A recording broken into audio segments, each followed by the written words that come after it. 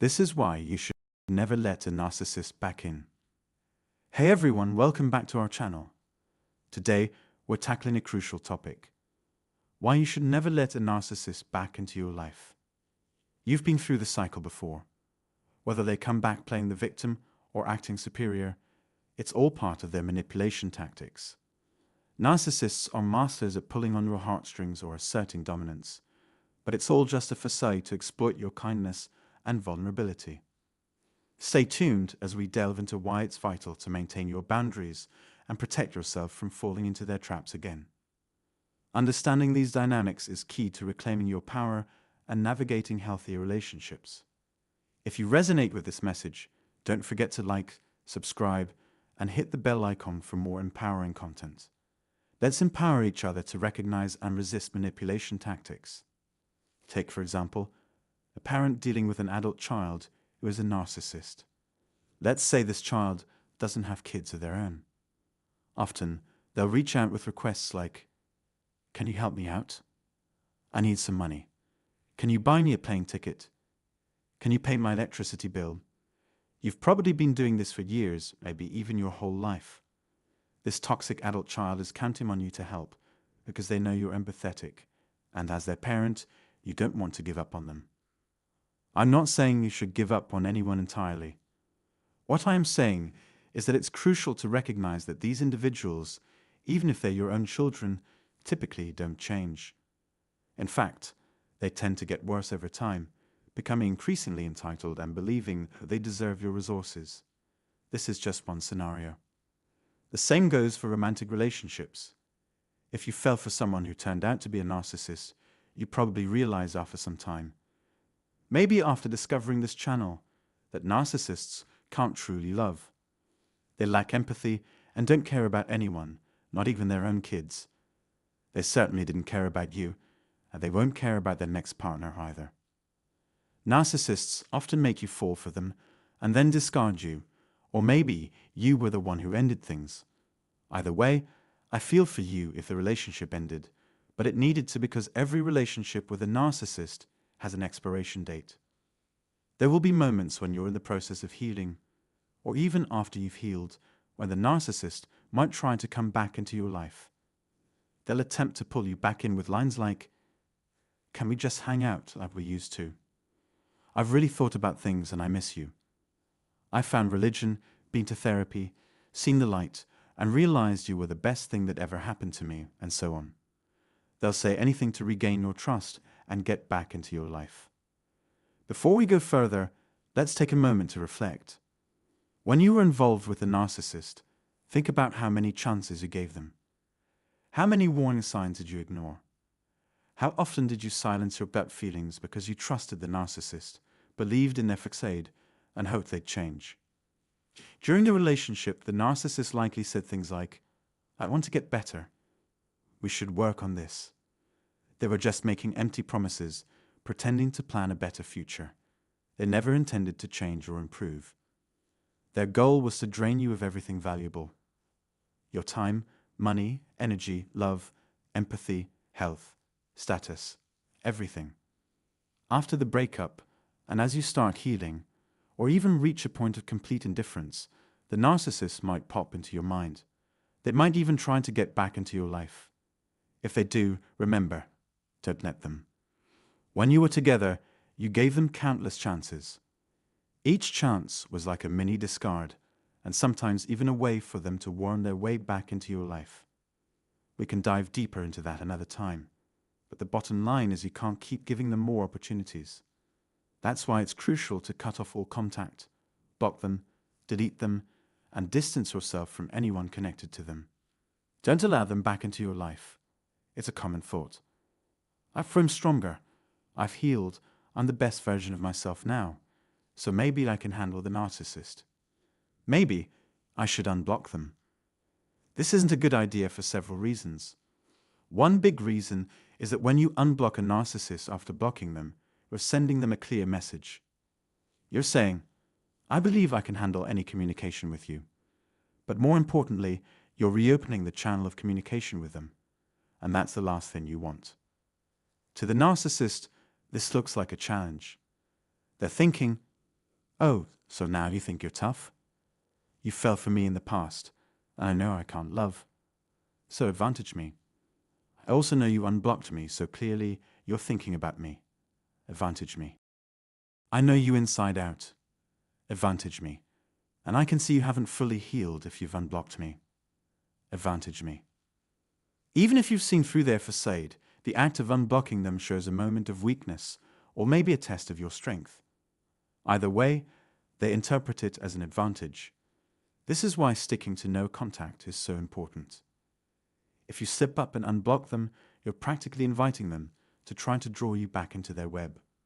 Blocking sends a strong message that you want nothing to do with them. Unblocking, on the other hand, sends the opposite message. Hey, I'm open to reconnecting. Why would you give them that signal? You shouldn't. So here's the thing, don't let them worm their way back into your life. These folks can come at you from any angle. Take your brother or sister, for instance. They might see that you've been doing great in life. You're successful, maybe married with kids, have a solid career or business going. Then they drop the bomb. Hey, I want to crash at your place for a month or a couple of weeks this summer. And you're like, not sure about that.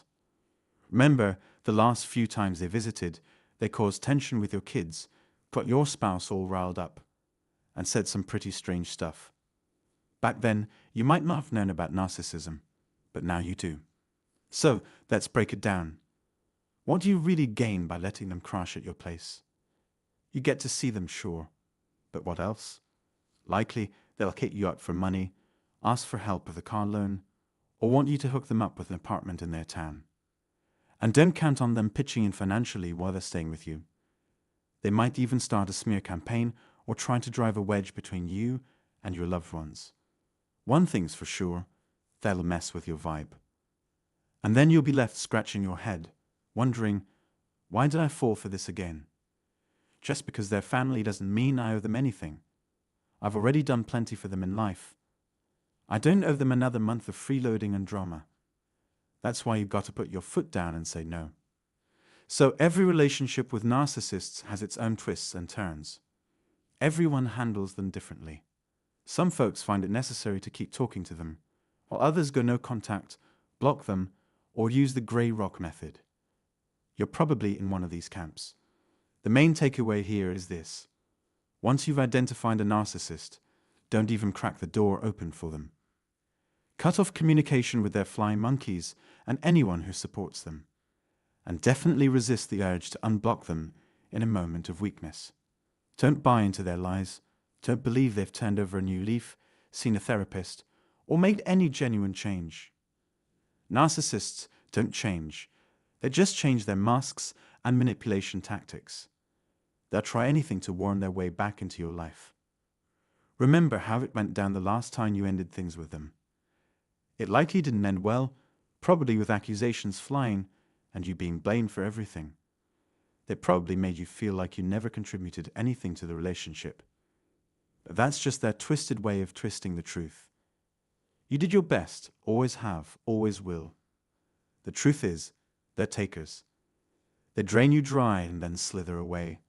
Then they pop back up, looking to take even more. That's the narcissist mo. They latch on, create chaos, and move on to their next victim. After being mistreated, people often take time to recover, recharge, and eventually start thinking, maybe they're not so bad this time. I can handle it. But the reality is you can't. Narcissists are masters of manipulation, and they only come back because the cycle keeps spinning. The constant in this abusive cycle is them, not you.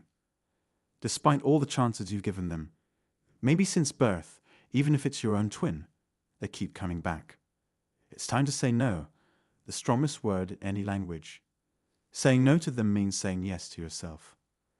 Setting boundaries is crucial now. Stop feeling sorry for them. Focus on what's right for you, healing, learning, growing, and finding empowerment. Don't buy into their stories or victimhood. Everyone faces tough times, but the narcissist stands out because they thrive on wrecking lives and sowing discord. They drain your time, money, and energy without remorse. They can't reflect on their actions, apologize, or take responsibility. It's just not in their nature. But it's not you. You and the narcissist are polar opposites. They represent night while you are day. They know how to tug at your heartstrings, whether they're your parent, sibling, partner, or friend. They exploit your empathy and resilience. If they're trying to re-enter your life, they're counting on your kindness and opening that door once more. Don't let them.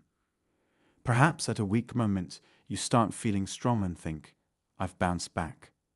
My health is good, finances are solid. I'm feeling great. I can handle this again.